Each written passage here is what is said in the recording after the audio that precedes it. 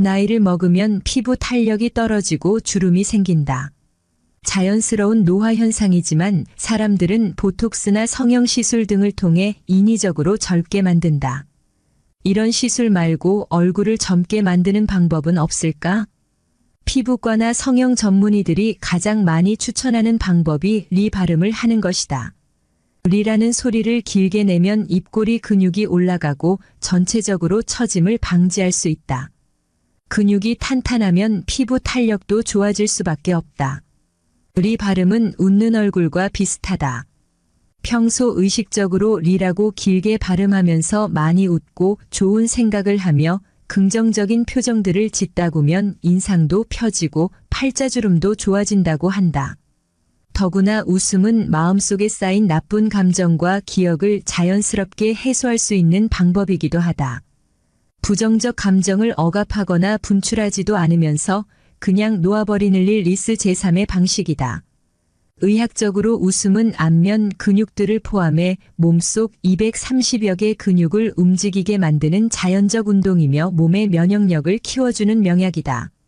스트레스 상황에서 치솟는 코티솔 등 스트레스 호르몬과 혈압을 낮추는 대신 엔도르핀처럼 활기차고 건강하게 만드는 물질의 분비를 촉진시킨다. 특히 웃음은 뇌를 활성화시키는데 아주 좋은 운동이다. 한번 웃으려면 뇌가 엄청난 운동을 해야 하기 때문이다. 온몸이 다 웃을 만큼 웃으려면 평소에 쓰지 않던 뇌의 신경과 얼굴의 근육을 모두 써야 한다. 평상시에는 뇌가 위축되어 있어서 산소가 잘 공급되지 않았더라도 활짝 웃어줌으로써 뇌가 활짝 깨어나며 산소가 활발하게 공급된다. 정신과에서도 부정적 감정으로 고통받는 사람들을 위한 카타르시스 요법으로 웃음을 적극 사용하고 있다. 트라우마나 불안 등 부정적 감정이 계속되면 얼굴과 몸은 긴장하고 굳어진다. 웃음은 이 같은 신체의 부정적 습관화와 정서에서 몸을 해방시키는 것이다. 단 10초 웃음도 스트레스나 혈압을 낮추고 1분이면 숙면에도 도움이 된다고 한다. 심혈관 질환, 암 예방과 치유에도 좋다. 장수하는 이들의 공통점이 잘 웃는 것이라는 통계도 있다. 스트레스에 찌든 21세기 현대인들에게 웃음의 건강 효과가 어필되면서 세계적으로 웃음 치료를 기반으로 한 프로그램 비즈니스들도 번창하고 있다. 영국 소재 웃음 요가 클럽 창립자인 마단 카타리아 박사는 처음에는 웃음을 연습 차원에서 억지로 시작하지만 나중에는 진짜 웃음으로 변한다고 했다. 웃음 예찬론자들은 웃는 훈련을 계속하면 얼굴 골상 건강운까지 바뀐다고 한다. 따라서 평소 미쳤다는 소리를 들을 정도로 허허실실 웃으라고 강조한다. 아침에 일어나 웃고 자기 전에 웃고 밥 먹고 웃고 날아가는 새를 보며 웃고 끼어드는 차를 보며 웃다 보면 저절로 행복해진다. 이들이 말하는 웃음 10계명은 첫 번째. 크게 웃어라 두 번째. 억지로라도 웃어라 세 번째. 일어나자마자 웃어라 네 번째. 시간 정해놓고 웃어라 다섯 번째. 마음까지 웃어라 여섯 번째. 즐거운 생각하며 웃어라 일곱 번째. 함께 웃어라 여덟 번째. 힘들 때 더 웃어라 아홉 번째. 한 번 웃고 또 웃어라 열 번째. 꿈을 이뤘을 때를 상상하며 웃어라. 웃음이 몸에 좋다는 사실은 이제 상식으로 통한다. 일본 스쿠바 대학에선 웃음을 통해 당뇨병을 완화시켰다고 발표했으며 웃음이 바이러스 감염세포나 암세포를 공격하는 NK세포를 6배나 늘린다는 연구 결과도 있다. 원광대 보건대학원 김종인 교수는 100세 노인 90세 이상 109명, 팔순 노인 8089세 135명, 환갑 노인 6069세 145명 등 총 389명을 대상으로 1년간 건강과 심리 상태를 조사했다. 연구 결과 100세 노인들이 팔순 노인들보다 하루 2번 이상 웃는 비율이 10배, 환갑 노인보다는 12배나 많은 것으로 나타났다. 또 서울 아산병원 암센터 연구팀 보고에 따르면 암 환자들에게 꾸준히 웃음 치료 프로그램을 시행한 결과 부정적 감정이 80%나 줄었다고 한다. 웃음이 뇌신경 전달 물질을 활성화하고 도파민, 세로토닌, 엔도르핀 같은 행복 호르몬 분비를 높였기 때문이다. 심지어 웃기 위해 억지로 웃는 가짜 웃음 또는 그저 미소를 짓고 웃음소리를 내는 것만으로도 인체는 마치 가벼운 운동을 하는 것처럼 긍정적으로 반응한다고 한다. 이에 따라 대형 병원에선 심신의 안정이나 쾌유를 위해 환자들을 상대로 웃음 치료를 행하고 있으며 실제 웃음이 나오지 않더라도 훈련을 통해서 웃는 법을 터득할 것을 권장하고 있다. 첫 번째, 도입 단계. 마이너스 마음 열기 한 주 동안 웃었던 일을 이야기한다. 상대방을 편안하게 웃기려는 마음으로 먼저 망가지는 등 웃음을 유발한다.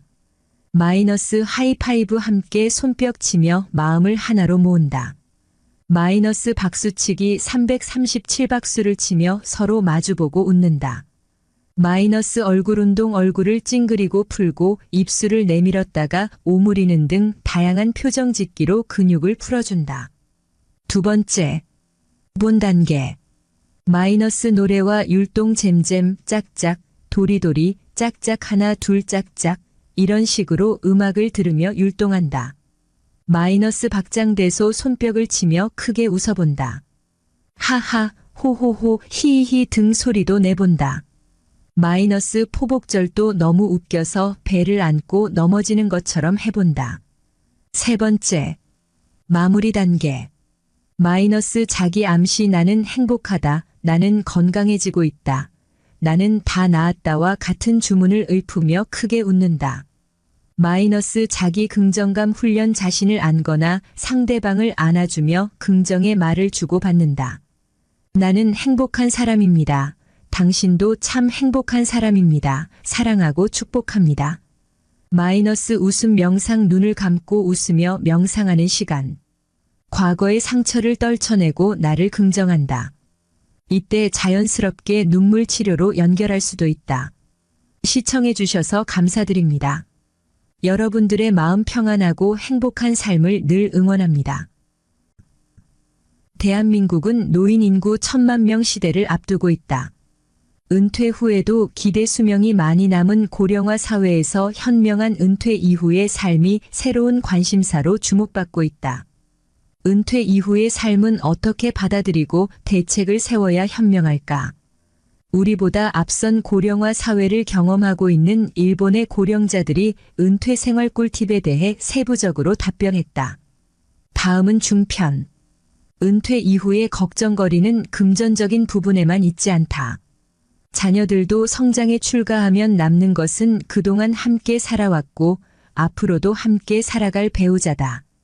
일본 잡지 프레지던트가 7080대 남녀 407명을 대상으로 은퇴 이후의 삶에 대한 설문조사를 실시한 결과 앞으로 소중히 여겨야 할 사람이라는 질문에 82%가 배우자를 1순위로 꼽았다. 반면 자녀가 제일 힘이 되어준다는 답변은 6%에 불과했다.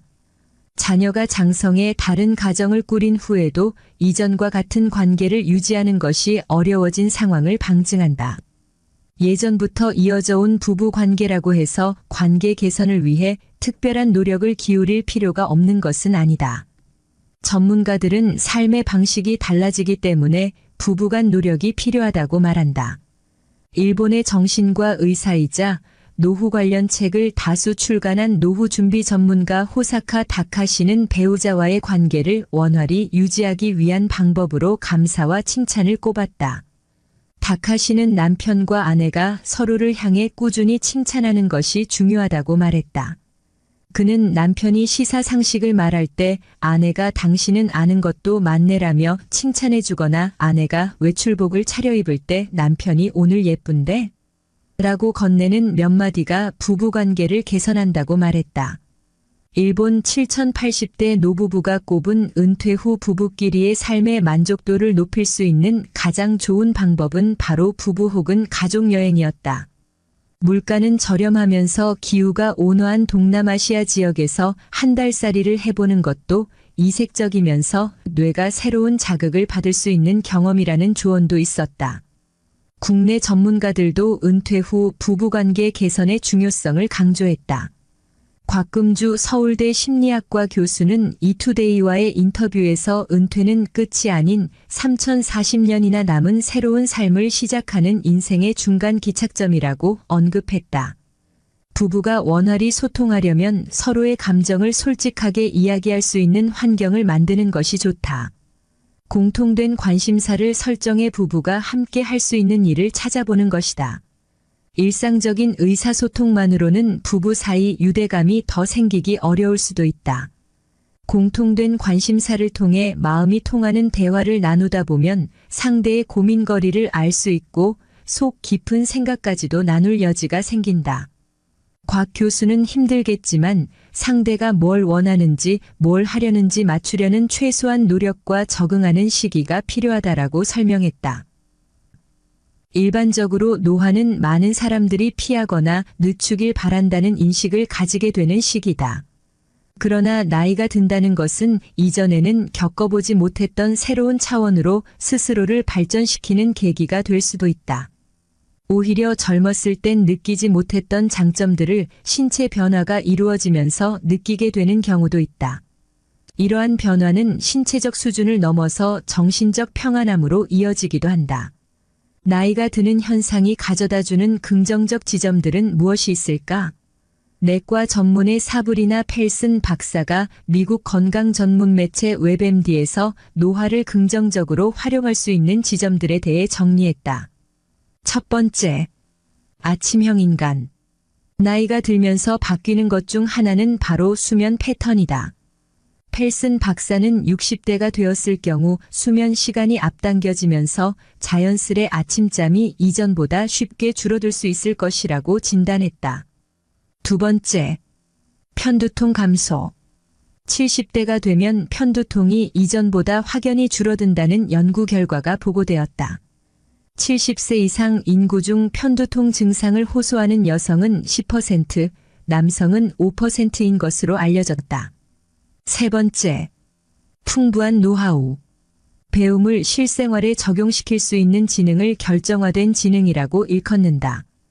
펠슨 박사는 노화 시기가 이러한 결정화된 지능을 가장 적극적으로 활용할 수 있는 시기라고 말했다. 나이가 들수록 성적 만족도가 향상된다는 연구 결과가 보도되었다. 셔터스톡. 네 번째, 성관계 만족도 증가. 나이가 들면서 성관계 빈도수는 줄어들 수 있지만 성적 만족도는 향상된다는 연구 결과도 보도되었다.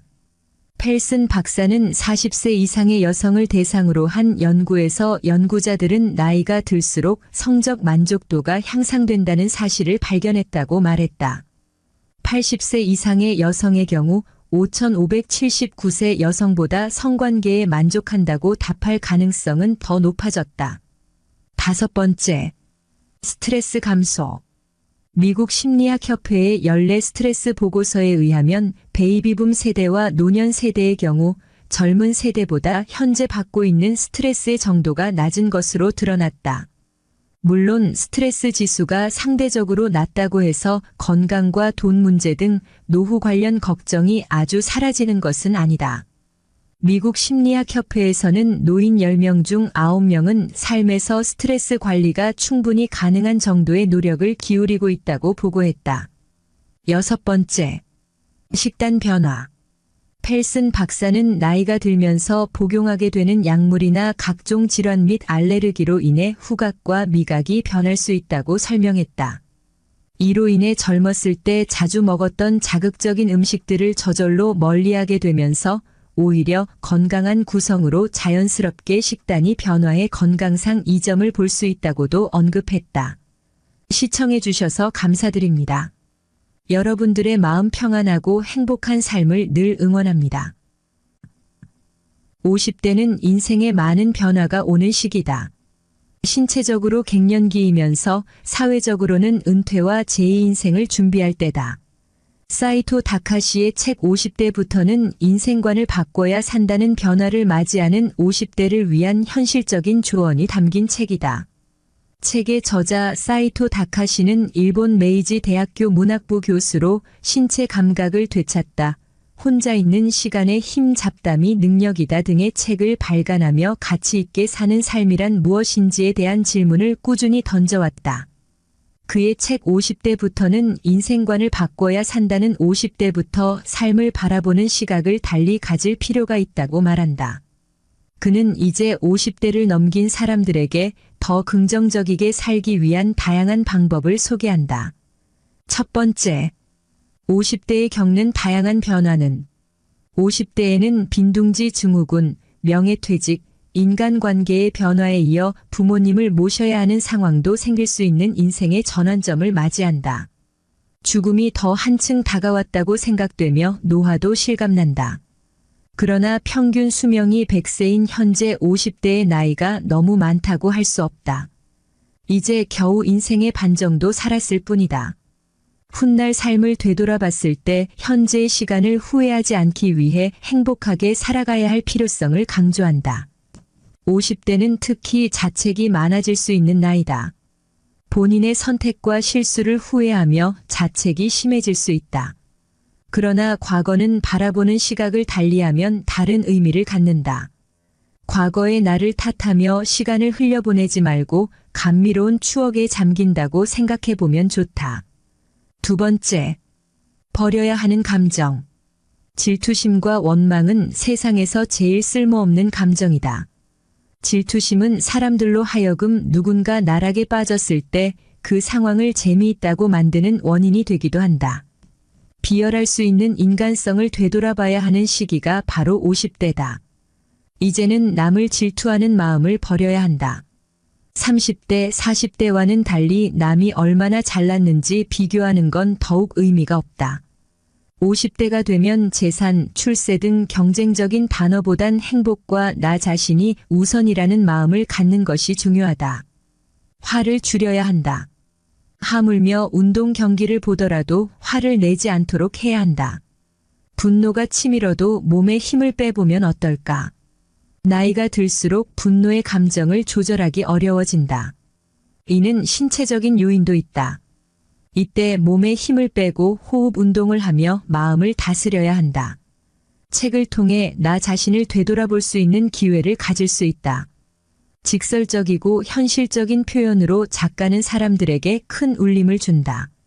50대 후반 내게 우울증이 찾아왔었다. 퇴직 후 새로운 일을 하려다 여의치 않아 접으면서 시작된 것이다. 처음에는 퇴직한 사람들 대부분 그러하듯 허탈, 낙담, 무기력한 감정이 자주 들었다. 그런데 가장 큰 것은 희망이 사라졌다는 느낌이었다. 이제 나이 60을 앞두고 뭐를. 이대로 늙어가는 거구나. 부정적 반추 네거티브 루미네이션가 시작되었다. 자책, 미움, 죄책감이 슬슬 내 마음속에 자리 잡기 시작했다. 한번 부정적 생각이 자리 잡으면 아예 마음속에 전세를 내고 산다. 어느새 주인과 객이 바뀌어 그네들이 주인 행세를 하게 된다. 옛날 어른들이 하시던 말씀. 내가 속이 썩어 죽어. 바로 내가 그랬다. 마음속 암덩어리가 자라나기 시작했고 이게 가끔씩 발작을 일으키면 몸이 기진맥진이 된다. 잠을 잘 못 자는 날이 계속되고 어쩌다 선잠을 들면 악몽이 나를 깨운다. 고양이에 쫓기는 쥐처럼 숨을 할딱할딱 제대로 잘 못 쉬었다. 불면증으로 이어졌다. 하얗게 밤을 지새는 날이 계속됐다.